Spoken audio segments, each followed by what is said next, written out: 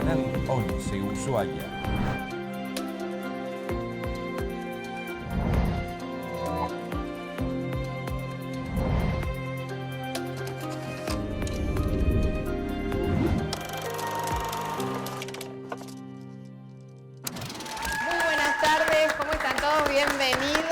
Horacio, Manuel, ¿cómo están? Muy buenas tardes. Primero saludarle el nombre suyo, igualmente, a todos los trabajadores de televisión, porque hoy, señores, es el Día del Trabajador de Televisión. Muy bien, bueno, las salutaciones y las felicitaciones para todos los que trabajan y que están relacionados de alguna manera con la televisión, ¿eh? Así que muy feliz día. Tengo la inmensa suerte de haber trabajado en Canal 11. Pero no solo es el hecho de haber trabajado porque es un trabajo, sino porque es un trabajo que a mí me permitió por muchos años, que eso es una suerte que creo que la tienen muy pocos, de entrar con una sonrisa y salir con una sonrisa. Eso es invalorable realmente y no tiene precio en el trabajo que fuera. Y eso, bueno, para que se dé eso, estuve trabajando como locutor, guionista, productor, conductor. Me tiré algunas veces, hice un poquitito de edición, pero la parte técnica no era lo mío.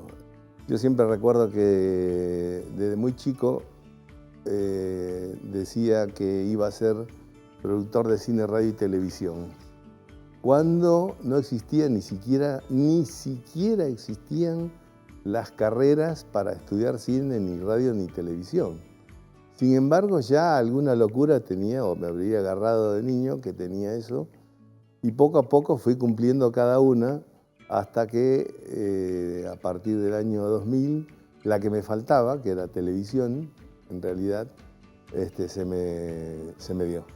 Así que, bueno, justo en el año 2000 empecé a trabajar en Canal 11 y a partir de ahí, bueno, entrando como locutor, poco a poco fui haciendo todos los demás trabajos que ya les mencioné. Tomar conciencia del trabajo que estamos haciendo, ¿no? Aunque, como diría, como siempre uso la metáfora, digamos, del gato Dumas, que nunca explicó mejor la gastronomía como un arte efímero. Digamos que el periodismo podríamos decir que es una comunicación efímera, porque, bueno, pasa muy rápido. Sin embargo, es mucho más de lo que nos imaginamos y de lo que creemos. Es mucho más trascendental de lo que nos imaginamos y lo creemos, y prueba de ello es el archivo. Y prueba de ello es el famoso dicho que dice: nadie aguanta un archivo. ¿No? Y para tener un archivo, ¿qué hay que hacer? Hay que filmarlo, hay que poderlo tener en un programa, ¿no? Entonces, qué importante que es tanto el trabajo periodístico, el trabajo del programa que fuera, de hacer este trabajo en la televisión y en nuestra comunicación, porque eso es memoria. Y ya la memoria nos lo ha dicho nuestra misma, todo lo vivido, ¿no? La memoria es una de las cosas que no podemos perder nunca. Y eso se va haciendo en el ahora. Y el ahora es nuestro trabajo, o bueno, ahora ya me jubilé, pero es el trabajo que hacen ustedes justamente de tener el archivo diario de lo que va pasando. Por eso el trabajo periodístico, en mi caso, lo valoro muchísimo, lo destaco y bueno, y valoro de que estén en esto y sobre todo de que ustedes, bueno, sigan poniéndole fuerza, ganas y que no decaiga, que siempre es para mejor y siempre es un lindo trabajo, hay que hacerlo. Y me han hecho acordar que una de las características, digamos, de mi presencia en la televisión era desde que empecé a hacer la televisión, cuando nos despedíamos, hacerlo con el beso palomita. Y bueno, qué buen momento para hacerlo, despedirme con el beso palomita, nada más ni nada menos. Así que Nos vemos. Gracias. Vamos a hablar un poco de esto, pero contame de cuando recién entraste, Guacho, al canal, ¿cómo era en esa época el canal? Estamos hablando de qué año. Bueno, te digo, el canal empezó en el año 67. ¿Vos en qué año empezaste a trabajar? No, yo empecé el 3 de enero del 68. ¿Un año después? No sé si octubre, noviembre, 67 diciembre. 3 meses después. Claro, 3 meses 3 después. meses después empecé a trabajar en el canal. Ajá. O sea que llegaste a ver lo que era mirá, los primeros programas. Claro, aparte te digo, el control central, Sí. estaban todas las cunetas todavía con los cables, todo sin tapar nada, ¿viste? Todo así. No terminaron y empezaron el canal a largar los dibujitos animados. Y estuve 3 meses trabajando, ¿viste? Aprendiendo. Ajá. Pero lo poco que ¿Y aprendí. qué hacías en Estaba en sonido. sonido? Empecé en sonido. O sea que en sonido tenés que acordarte lo que era hacer en vivo la pulpería El Fin del Mundo. Claro. Sonido. Después tuve, no sé, habré estado, qué sé yo, 1 año en sonido. Pasé a la Sichera. Sí.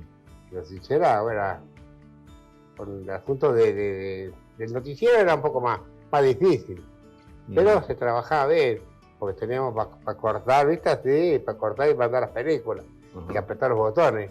Y después mandar los botones para mandar al locutor que estaba haciendo el noticiero, por ejemplo, ¿viste? Claro, claro. Bueno. Qué cosa, ¿eh? Y el telecine estaba así. Yo estaba acá, acá estaba el sonido y ahí estaba telecine. Lejos. Y mirando ahí aprendí a trabajar en telecine, ¿viste? No fue necesario.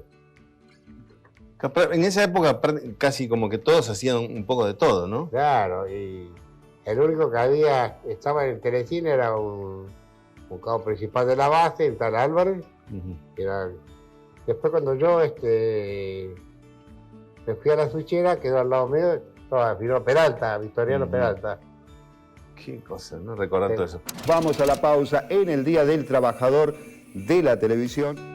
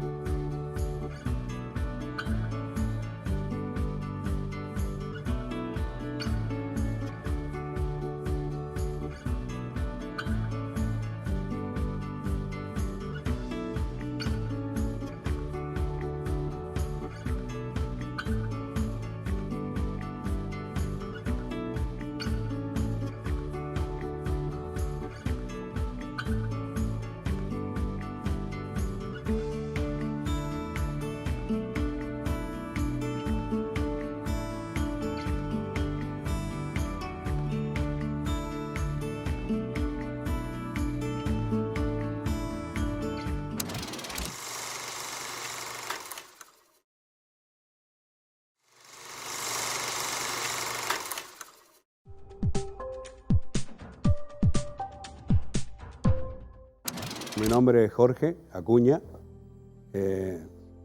Hice todo un poco. Yo empecé en el 86. Entré como escenógrafo. Había que hacer de escenógrafo, había que hacer de utilero, había que hacer inclusive hasta de director de piso, ayudante al director. Así que podemos decir que en el canal he tenido la suerte de haber disfrutado de todo lo que hice, lo he disfrutado plenamente. Me gustaba lo que cámara, pero bueno, tenía que aprender a hacer distintas cosas. Por ejemplo, lo primero que me dijeron, si quería ser camarógrafo, tenía que aprender lo que es todo el control central. Entonces, bueno, te imaginas, de escenógrafo tuve que pasar al control central. El control central, lo primero que fue el telecine. En ese tiempo las películas venían en rollos, así que la teníamos que pasar por telecine. Luego pasé a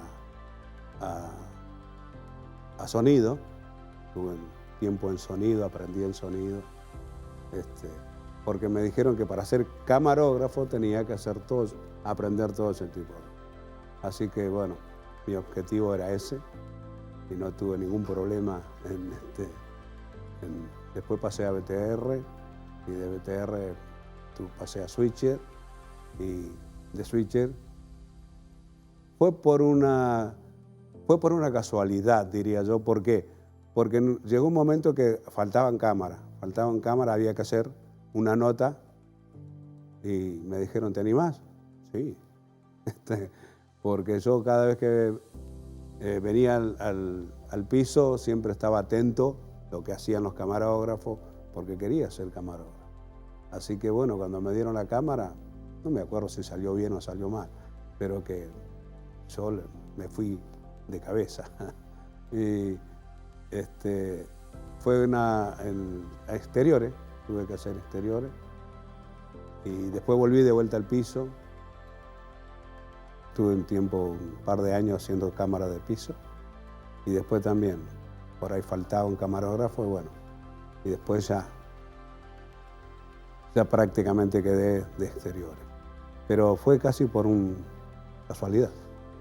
En la época nuestra, en la época mía, no era fácil, porque la tecnología que hay ahora no es la misma. Cámara que habían en ese tiempo pesaban, no sé, 8 o 10 kilos. Hoy una cámara pesa 2 kilos. Antes salíamos con luz, una lámpara, y salíamos con una mochila que grabábamos en esa mochila. La Umatic que estaba viendo ahí atrás, cassette así. Y sí, era mucho más, por decir de una manera rústica, ¿no? Y ahora es mucho más fácil, creo que es mucho más fácil, porque ahora ya está todo tan ha avanzado tanto la tecnología que hoy hoy hay cámara por todos lados. A donde mire hay cámara. Más, las personas van con una cámara. Entonces ya es mucho más fácil hacer. Hoy en día prácticamente los canales de televisión se apoyan mucho en eso, ¿no? Se apoyan mucho en eso. Antes no, antes era el camarógrafo y la cámara, y lo que traía el camarógrafo es lo que salía al aire, ¿no? Y uno se ponía contento porque sabía que su trabajo salía por la tele y lo miraba mucha gente. Hoy en día no, hoy en día prácticamente todo es mucho más, por decirlo de alguna manera, mucho más dinámico. Bien, Ana García Blanco, una de las integrantes de la televisión de Canal 11, se acaba de celebrar una misa en conmemoración del Día de Santa Clara de Asís, el Día de los Trabajadores de la Televisión. Ana, una reflexión sobre este día. Bueno, sí, efectivamente, hoy es un día de festejos, pero también de celebraciones, de recordatorios. Y bueno, decidimos recordar a algunos compañeros que ya no están con nosotros físicamente, pero que obviamente están en el corazón de todos. Y bueno, una simple misa como para recordarlos, como para tenerlos en cuenta. Los tenemos siempre en un rincón del corazón. Y bueno, más adelante sí, los festejos para otro día. Ana, han concurrido a esta misa personas que ya no están trabajando en el canal. También fue, si se quiere, un día de reencuentro con algunos viejos compañeros. Sí, seguro, los jubilados o gente que ya no presta servicios en el canal, pero que bueno, que de alguna u otra manera siempre están ligados a nosotros.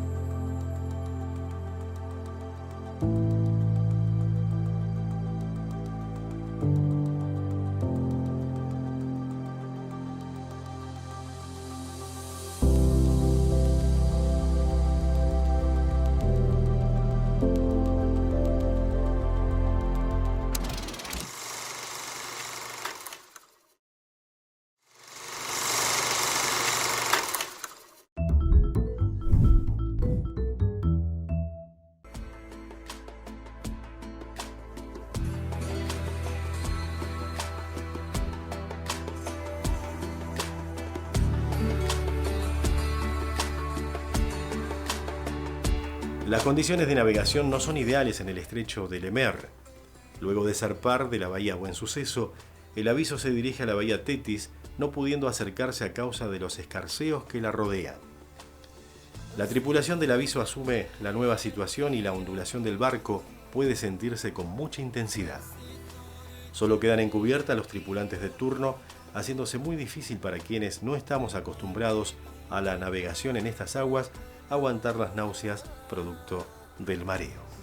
El apostadero naval Comandante Luis Piedrabuena de Puerto Perry nos recibe apaciblemente protegido por el fiordo más angosto y profundo de la isla de los Estados.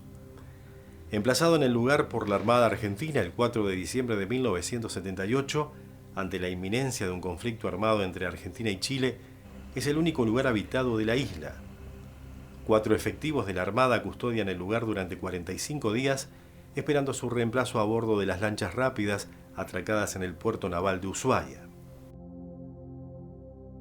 Después de un día y medio de navegación a bordo del aviso Teniente Olivieri, hemos llegado aquí al apostadero Comandante Luis Piedrabuena, en la bahía Parry interior de la isla de los Estados. Realmente tuvimos un viaje bastante sacudido, no todos hemos podido permanecer en cubierta en las últimas 2 horas, apenas saliendo de lo que es la punta de Tierra del Fuego. Finalmente hemos llegado hasta aquí y vamos a recorrer un poco este lugar para dárselos a conocer a ustedes. Y básicamente eso, es aportar un poco de soberanía a lo que es Isla de los Estados. ¿En qué lugar de la Isla de los Estados se encuentra ubicado este apostadero? Geográficamente, si observamos la isla desde arriba, el apostadero se encuentra a la mitad más o menos de lo que es la Isla de los Estados. De la cara norte, sería la cara más norte de lo que es la isla. El puesto consta de 2 construcciones al pie del fiordo, del cual desciende el chorrillo Islas Malvinas, que nace de una laguna ubicada detrás del cerro que corona el paisaje.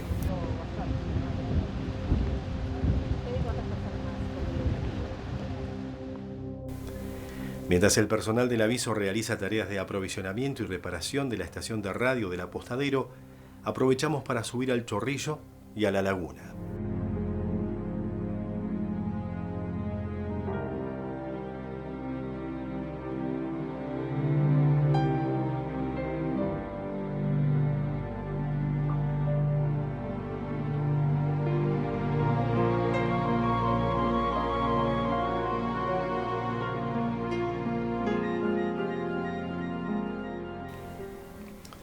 Puerto Cook es el primer asentamiento histórico que visitamos.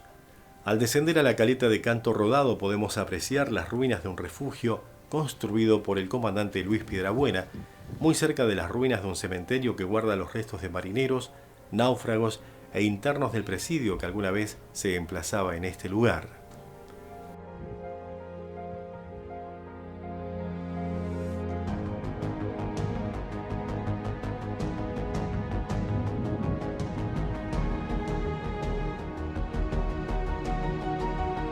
El tercer día de navegación es coronado con el desembarco hacia la bahía de San Juan de Salvamento, sobre la cual se alza la réplica del mítico faro que inspirara al escritor Julio Verne a escribir su novela titulada El faro del fin del mundo.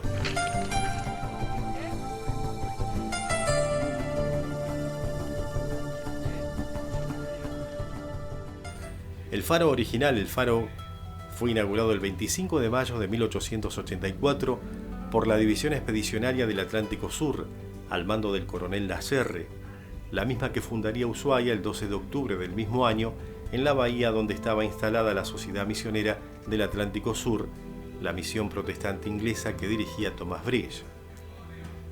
La réplica actual fue construida e inaugurada en 1998 por un equipo a cargo del francés André Bronner, conservando las características y proporciones originales de los restos originales del faro resguardados actualmente en el Museo del Fin del Mundo en Ushuaia. El cuarto día de navegación a bordo del aviso Teniente Olivieri se inicia sin contratiempos, llegando a la parte sur de la Isla de los Estados. El sol brilla en lo alto y las condiciones climáticas continúan estables. La costa nos ofrece un espectáculo de grandes islotes y rocas de granito afiladas que emergen del mar. Permanecemos extasiados ante el espectáculo del paisaje. La bahía York y el puerto Vancouver entran en la costa dominados por la cadena de montañas. Puerto Canepa nos recibe con sus paredes casi verticales y una pequeña caleta sin nombre. Es la bahía más impresionante que podemos observar en la costa sur de la isla de los Estados, castigada por las marejadas provenientes del estrecho de Drake. La bahía Franklin es el último lugar de la isla de los Estados que podemos ver antes de cruzar el estrecho de Le Maire de regreso al puerto de Ushuaia. Bandadas de aves acuáticas acompañan la navegación del aviso, no hay escarceos y el barco navega sin ningún inconveniente por las tranquilas aguas. A las 12 del mediodía llegamos sin contratiempos a la ciudad de Ushuaia, ingresando nuevamente al muelle del puerto naval de la Armada. Intercambiamos saludos y agradecimientos con el capitán, la tripulación y los colegas de Canal 2 de Ushuaia y de la Gaceta Marinera que nos acompaña. Estoy con Sofía Oviedo y con Abel Sberna de Canal 2 de Ushuaia. Bueno, nos estuvieron acompañando en todo el viaje. Bueno, cuéntenos un poco cómo lo han vivido. Bueno, hoy puedo decir que pasó medianamente rápido la estadía aquí. Soy una de las mujeres a bordo, más allá de la enfermera, así que fue todo un honor. Sentí un gran compañerismo. Me sentí cuidada no solamente por mi compañero de equipo, sino también por toda la tripulación. La pasé muy bien, a pesar de los consejos de Abel, que ya había venido y que era bastante bravo el mar y navegar. Para mí fue una experiencia inolvidable. Hicimos lo mejor, lo que se pudo realizar. Bueno, también una experiencia gratificante compartirla con ustedes, hablar de nuestras diferentes experiencias. Pero sí, creo que venir a este lugar estoy hecha. Es mi segunda experiencia en esta navegación. Yo ya lo hice hace unos 7 años y también pasé invicto. Pero fue una navegación mucho más fuerte que esta. Esta vez fue una navegación bárbara, o sea, no tuvimos casi ningún movimiento, así que la disfrutamos muchísimo. Yo la disfruté muchísimo. Y para mí, como decía un poco Sofía, es por un lado la experiencia profesional de venir a hacer una cobertura tan extensa, de poder desarrollar lo que a mí me gusta, que es filmar, después editar. Y por otro lado una experiencia personal también, ¿no? Porque yo, si bien ya había estado en la isla de los Estados, solo había tenido la posibilidad de conocer Puerto Parry. Y ahora tuvimos la oportunidad de conocer otros lugares con un valor histórico y un valor emotivo muy grande, como Puerto Cook o como San Juan de Salvamento, donde está el faro, que a mí en lo personal ese momento fue un sueño cumplido. Yo le decía a ella y eso fue vivir un sueño para mí. Yo ahí ya no era un camarógrafo, no era un periodista, era yo con el lugar viviendo un sueño, y por eso bajé 2 veces. Pero nada, me vuelvo con pocas ganas a la ciudad. Me vuelvo con pocas ganas porque le tomé el gustito a esto de navegar. La pasé muy bien en el barco. Tuve la posibilidad de conversar muchísimo, conocer gente, hacer contactos con colegas, hacer futuros amigos, ojalá. Así que excelente. No se puede decir otra cosa que excelente. De esta manera damos por finalizada esta aventura que nos llevó a navegar aguas indómitas, gozando de unas condiciones climáticas excelentes a lo largo de todo el viaje.